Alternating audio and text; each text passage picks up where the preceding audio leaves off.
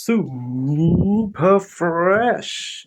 Zest for life, aka Fresh Mark Sense. I am super zen, super chill today because I am reviewing a comparison with something that smells like the discontinued Mandarina di Amalfi Aqua by Tom Ford.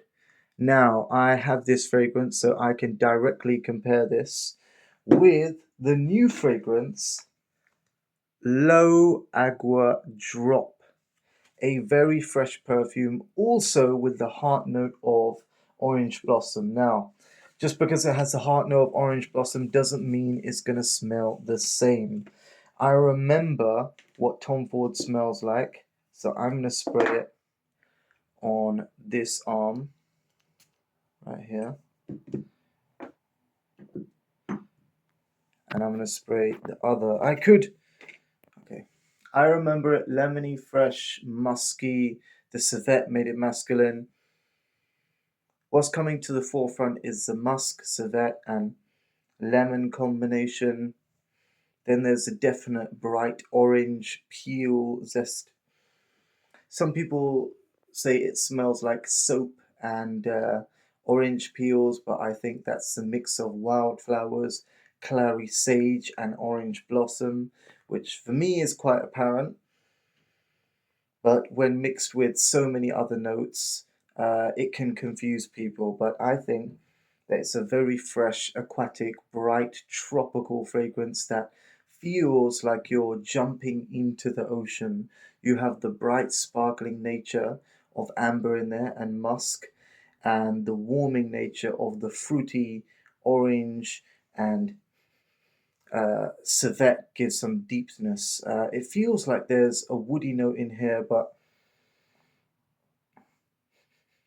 it's more like sandalwood. It's nothing too abrasive. It's just a light driftwood note. Very fresh, very tropical, very warm, very summery, let's say. And now let's spray Agua Low Drop. Okay, what do we got here? Yes, it is very fresh. It has the brightness. It has the brightness of the Tom Ford. It's even brighter actually because it opens up with the orange blossom, which is the heart note of this. It also has a musk note. There's a greenery to this, a green freshness, but it's not as sharp or acidic as the Tom Ford because let's not say acidic, let's say mentholic because there was mint and shiso in Tom Ford Mandarina di Amalfi Aqua, and there is no mint in Low Agua. It smells quite similar. I want to drop this bottle, but it's very easy to.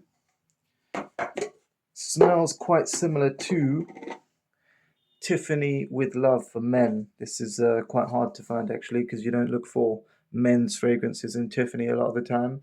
But this is a very nice aquatic cardamom scent which opens up with a similar aquatic freshness. Another scent that is comparative to Tom Ford Mandarin de Amalfi is Mercedes-Benz The Move. See, I'm giving lots of shout outs at different prices. However, this goes in a slightly herbal direction, but it does open with a similar aquatic note.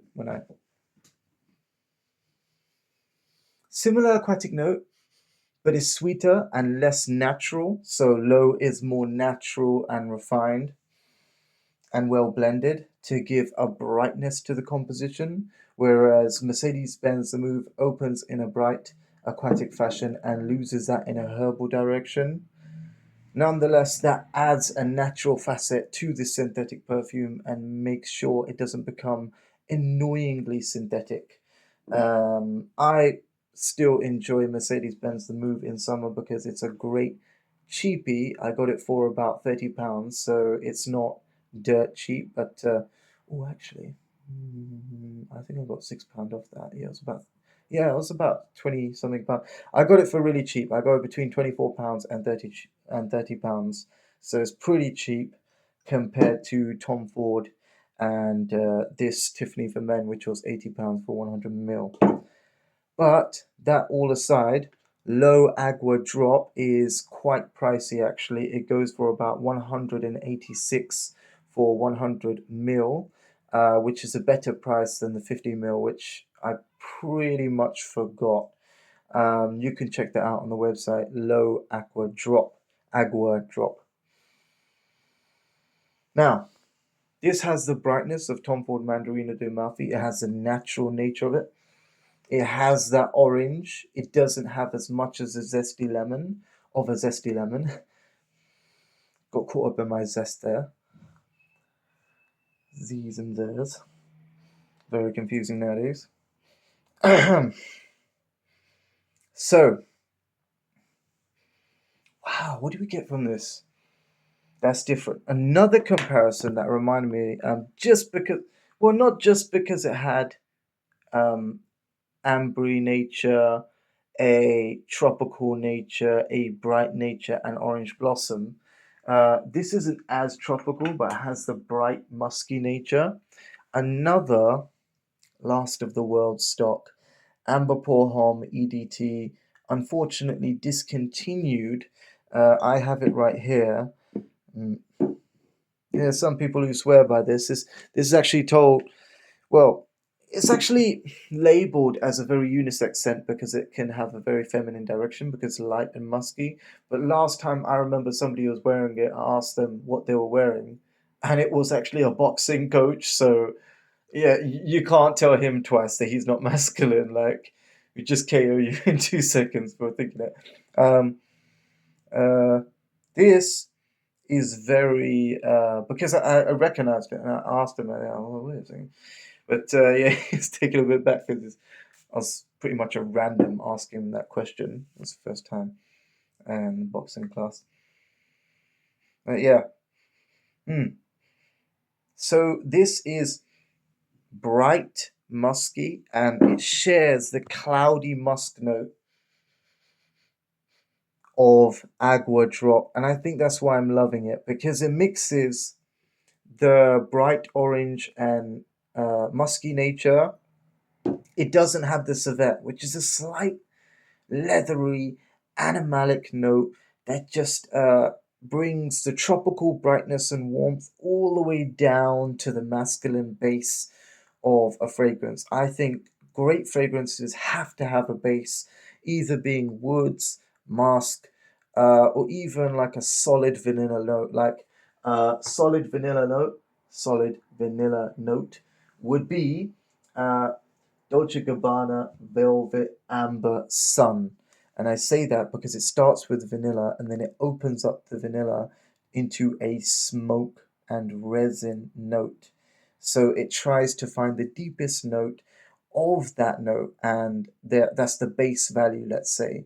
So, say there's black and there's obsidian black and there's just brown or light gray. You know, the obsidian black would be the strongest concentration or the base of the idea of gray or black, jet black, let's say, the highest concentration of that idea, let's say.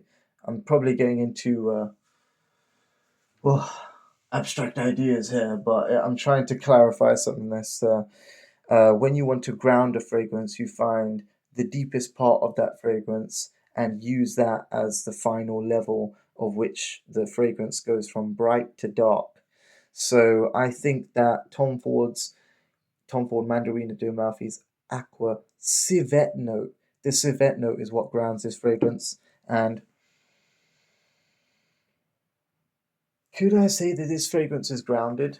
I think it's so airy, and that's why it appeals as a feminine perfume. However, it's so bright, it gives me YSL Riviera notes as well, which is that bright, sunny vibe. Maybe I'm so attached with Tom Ford Mandarino di Amalfi Aqua's notes, I just don't want to give it up, and I don't want to see anything as good.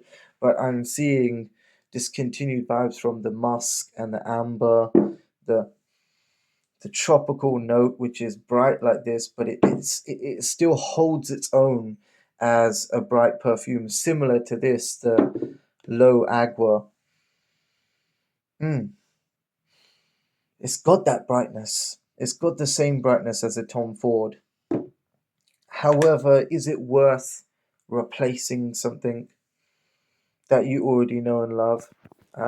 If you already have Tom Ford Mandarina Diamalfi Agua, is it a better perfume?